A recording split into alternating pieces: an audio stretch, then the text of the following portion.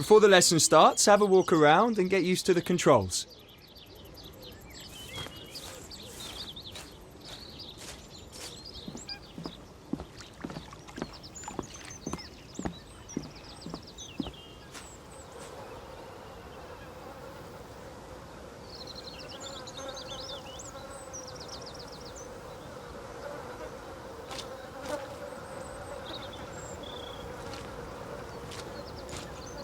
Well, it looks like you got the hang of it, which is good. Otherwise it would have been a long day.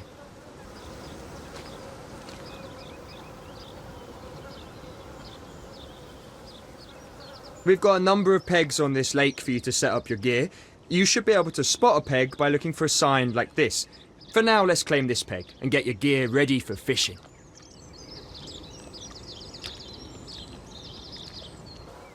When you claim a peg, it's yours. No one else can fish from the same peg as long as your gear is in it. Bear in mind though, if you walk too far away and leave your peg unattended, we'll remove your equipment and allow someone else to claim it.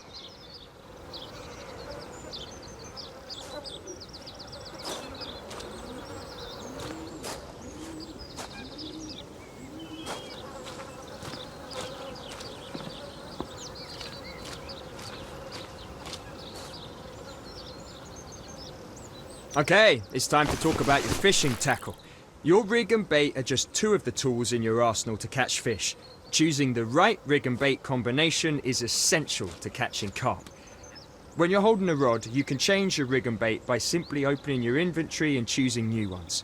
We'll explain how different setups work in another lesson. For now, just change your rig and bait to whatever you like the sound of.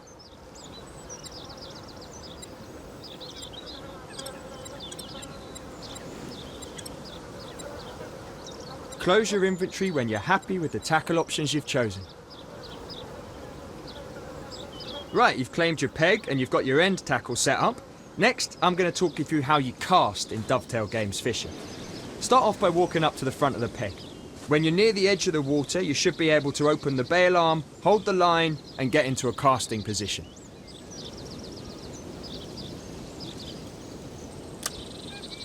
With the line held, you want to pull the rod back until the lead is behind you. But remember, keep the line held or the bait will drop. Now with the lead behind you and your arms straight, push the rod forward. This is the action you'll need to master when performing a long-range cast, so have a practice swing to get used to the motion. Okay, now you've had a bit of practice, let's try a proper cast. Again, pull the rod back until the lead is behind you. Now this time, when you push the rod forward, you want to release the line at the right time to get a decent cast. Have a go and see if you can cast over 15 metres. If you don't hit 15 metres on your first go, reel in and try again.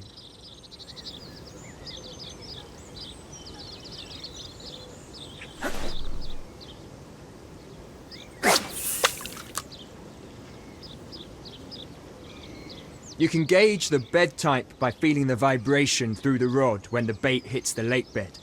Knowing what you're fishing over is essential. You'll want to use rigs and baits that are better suited to the particular bed type.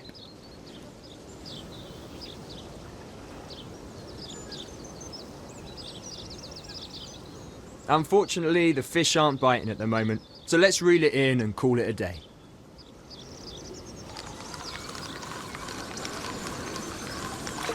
Top stuff, we're all done for today. In this lesson, we've shown you how to claim a peg, perform an overarm cast, and how to reel in your line. And since you've been such a good student, I'm going to give you some tackle points.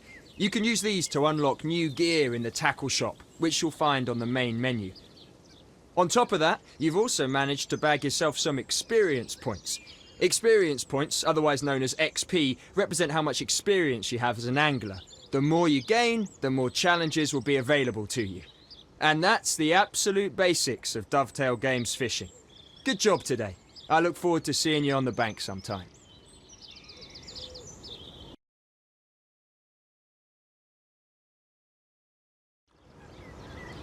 Welcome back for another lesson. I know you want to get on with things and catch big fish, but everyone has to start somewhere. And trust me, when you're on the bank with a fish on, you'll thank me for this. Grab your rod and let's get started.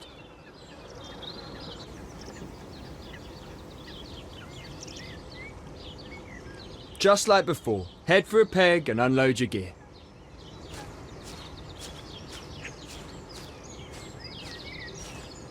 Now let's talk watercraft. Take a minute and have a look at where you're fishing from.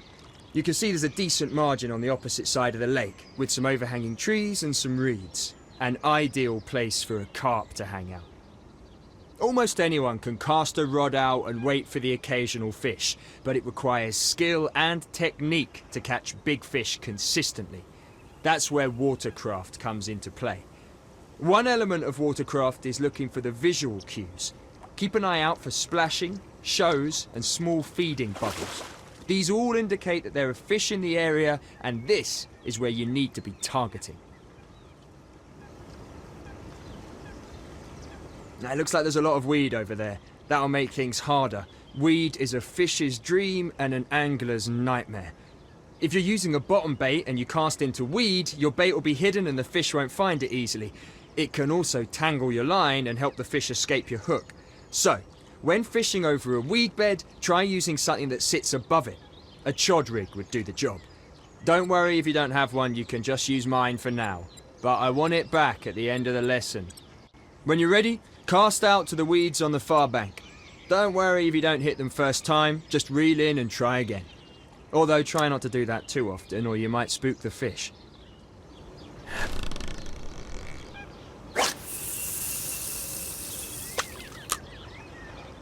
Result!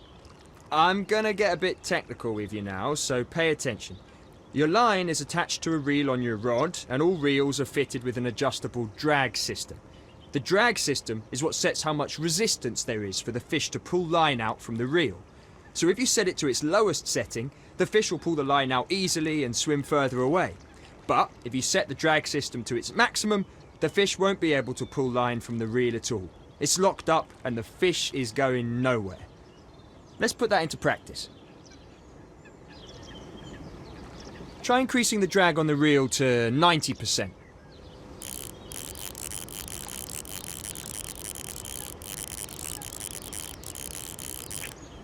Okay, if you had a fish on, it would find it difficult to pull line out from your reel. Bear in mind though, when you have your drag set this high, you're adding more tension to the line, and that could lead to losing the fish. To monitor your tension, take a look at your drag system. When you have a fish on, you'll be able to see how much tension there is on the line by checking the tension gauge. Blue shows you when the tension is low, and red shows you when the tension is high. The two indicators at each end are there to show you when you're in real danger of losing the fish. You don't want to be in here, so adjust your tensions accordingly to get out of the danger zone. With that in mind, let's lower your drag to something a little easier on the fish, something like 30%. When the drag is set this low, the fish will be allowed to take the line with a little bit of resistance, but it shouldn't be enough to lose the fish. The trade-off with setting the drag too low is that the fish can easily take the line and head for things that could snag it. You really want to keep the fish away from reeds on the bank and weed beds. If the fish makes it to those spots, then it might well be game over.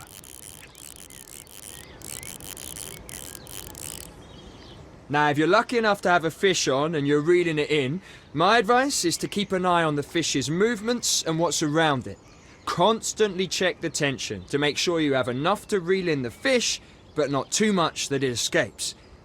Think you're ready to take on a fish? You've got a bite! Time to see if you've been paying attention. Start off by reeling in to tighten the line and help set the hook. But keep an eye on the tension. If you lose this fish, you'll owe me a new chod rig. Now stop reeling for a second. You don't want to add too much tension to the line. You can pull the fish in by literally pulling the rod back and then reeling in the slack line. Try it. Pull the rod back over your head. See the tension on the rod? Now move the rod forward and reel in the slack line. Careful now. When there's too little tension on the line, there's a chance of the fish escaping by throwing the hook. But when there's too much tension, well, you can pretty much guess what's going to happen. New chod rig for me. Let's get this fish close to the bank so we can net it. You can move the rod to the side if you want to pull the fish in a certain direction. That's your tactic for pulling fish away from weed beds and guiding the fish.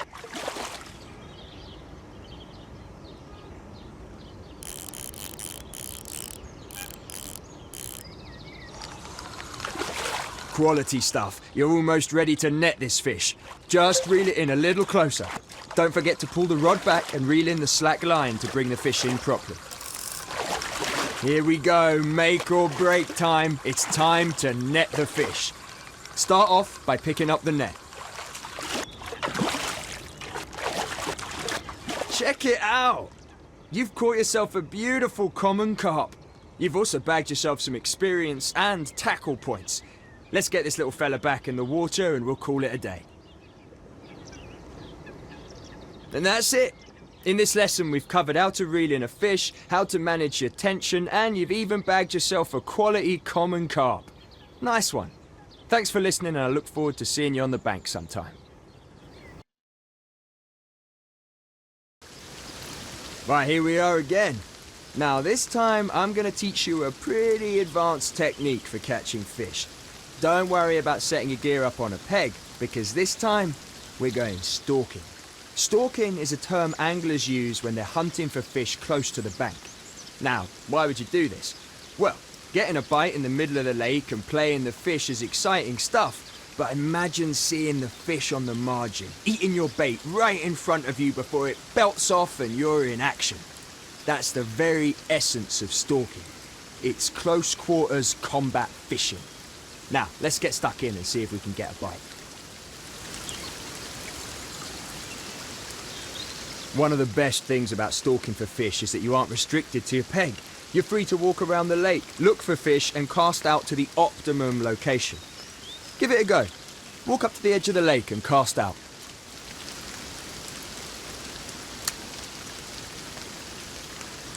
Before you cast, take a step back and think for a second. If you're fishing in the margins and you're trying to get a fish in at close range, you're not going to bang out a massive overhead cast now, are you? Casting overhead to short distances is not the way to go. Instead, you want to change your casting stance to an underarm cast. It's a short-range cast and is ideal for fishing in the margins. Performing an underarm cast is the same as an overhead cast. Just hold the line, pull the rod back, and when you're ready, push the rod forward and release the line. It looks simple enough, but it's actually pretty tricky. Have a couple of practices to get used to underarm casting. And just in case you were wondering, you can still change your stance when you're preparing to cast. For this lesson, let's keep using the underarm cast.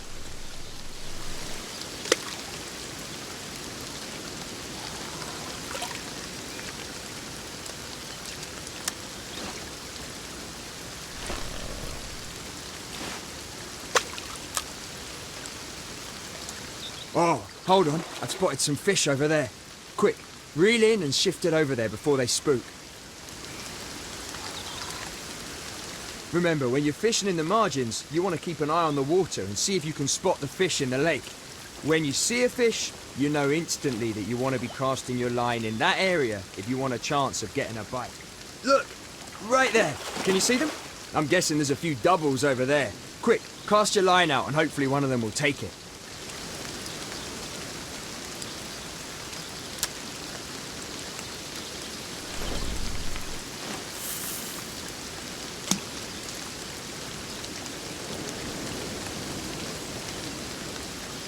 Oh, is that a bite? Ah, nice one! Now it's just like before. Keep an eye on your line tension and reel your target in.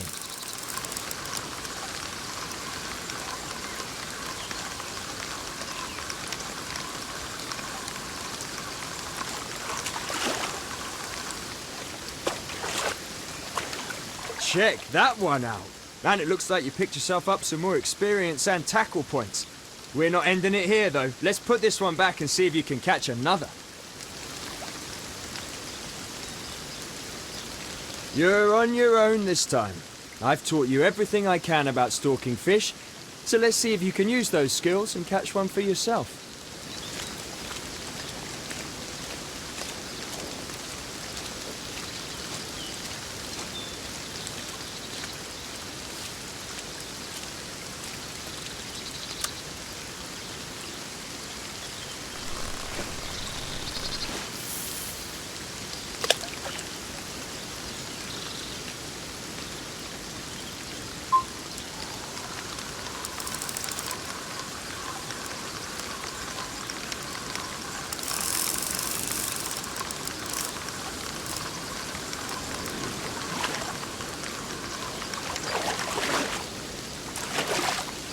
Landed! And that's a lovely looking fish too.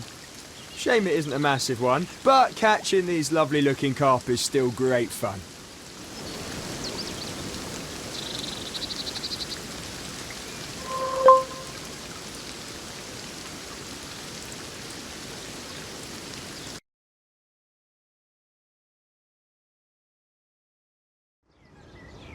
Okay, let's get to it.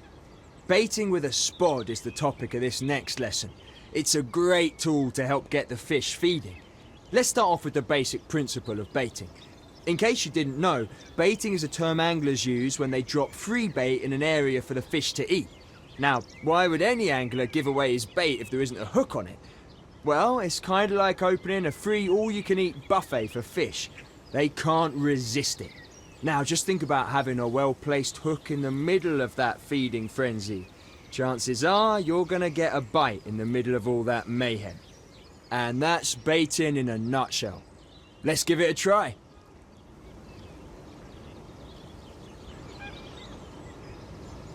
First of all, get yourself set up on a peg, then you can equip your spod.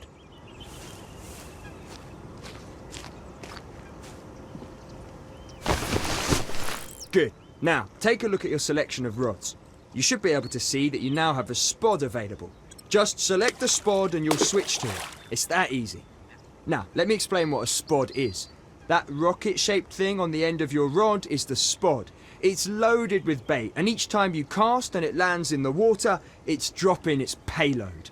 That is what you want. It's basically saying to any fish in the area that the buffet is open for business.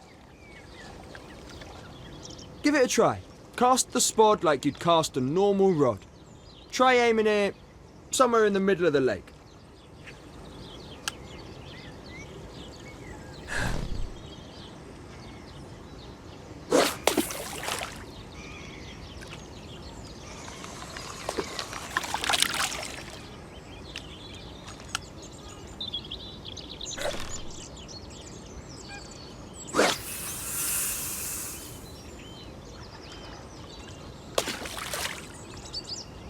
Usually you want to bait an area a couple of times, adding loads of food to the area. To consistently cast the spod at the same distance, you can set the line clip. The line clip limits the amount of line that's allowed off the reel, and by setting the line clip, you'll hit the same maximum distance every time. Try setting the line clip, reel in, and cast out to that exact area again. That's the one.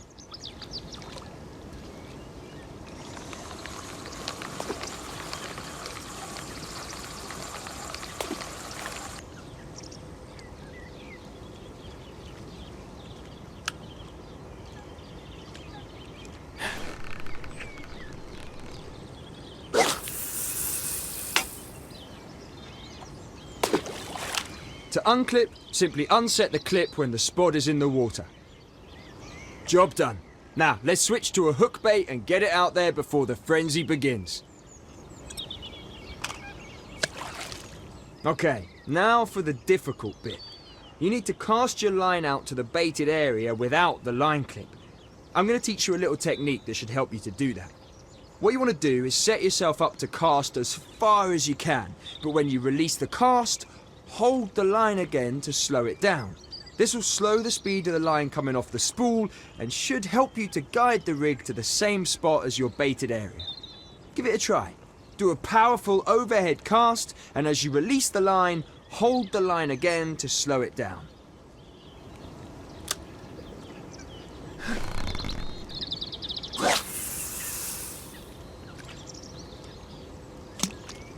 When you're slowing down the cast, you can also move the rod to the side to pull it in that direction. It's really handy for guiding the bait in the direction you want it to land in.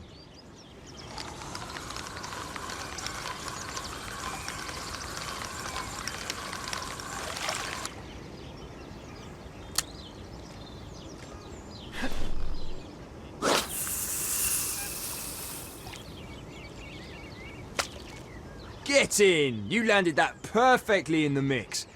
It doesn't look like the feeding frenzy started yet, so I tell you what, instead of standing like a spare part with your rod in your hand waiting for a bite, you could put the rod down and give your arms a rest. Ah, isn't that better? You're probably wondering how you know if a fish takes the bait. Don't worry. You see that rest your rod is on? Connected to that is what we call a bite alarm. When you got a fish on, you'll know because that thing will start beeping away like there's no tomorrow. Whilst you're waiting for a bite, you could go for a wander and see if there are any fish nearby. Or you could just relax and enjoy the tranquility.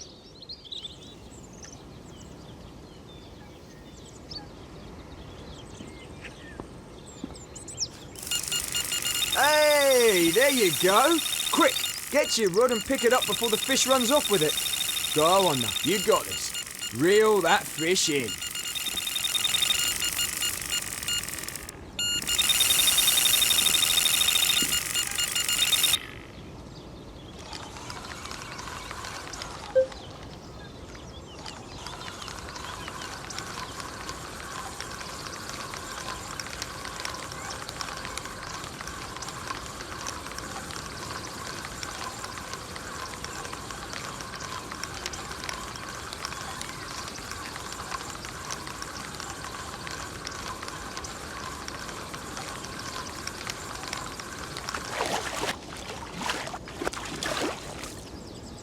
Oh, that's another beautiful common you bagged yourself. You're getting the hang of this, aren't you? Well, that's all I could teach you about baiting. Let's put this one back and call it a day.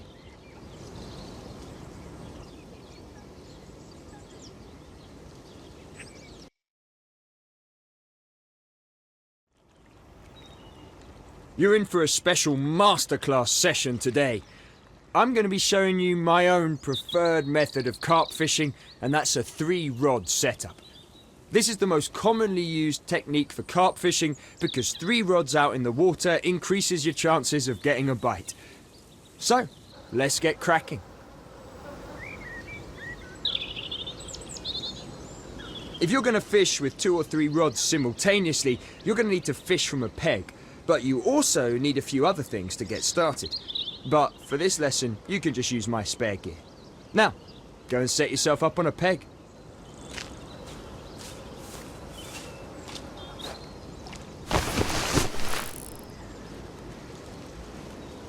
When you're fishing with multiple rods, you'll usually start with the first rod in your arsenal. If you want to change your tackle on a certain rod, you need to be holding it first. So, as you're already holding this one, why don't you change the tackle options on it?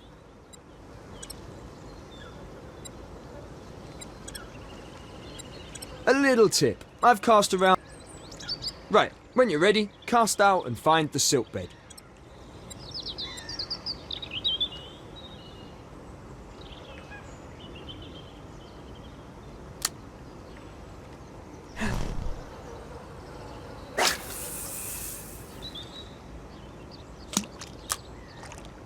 Okay, we've got 1 rod out in the water. Now switch to your second rod and do the same thing. Just change the tackle to something that will match the bed type you're fishing on and cast out.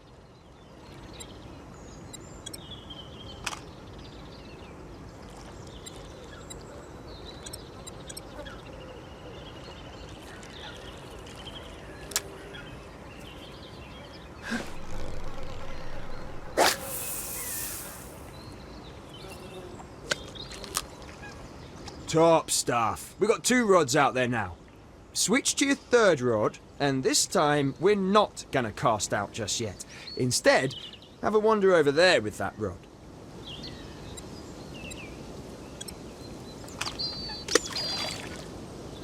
I really like this fishing style because it allows you to leave 2 rods out in the lake and to take your third one for a little stalking session. It's important to remember that you can't go too far away from your rods or we'll remove your gear.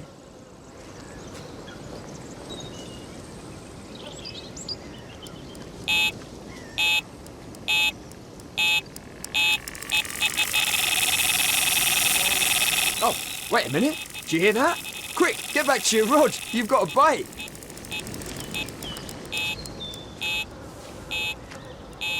Hey, better hurry up or that fish is going to be off.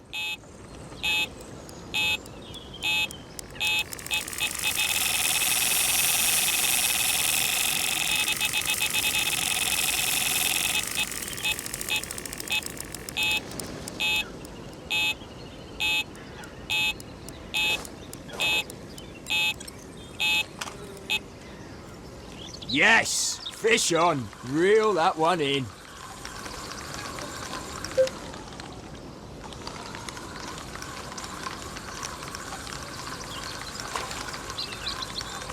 Come on, stay in control.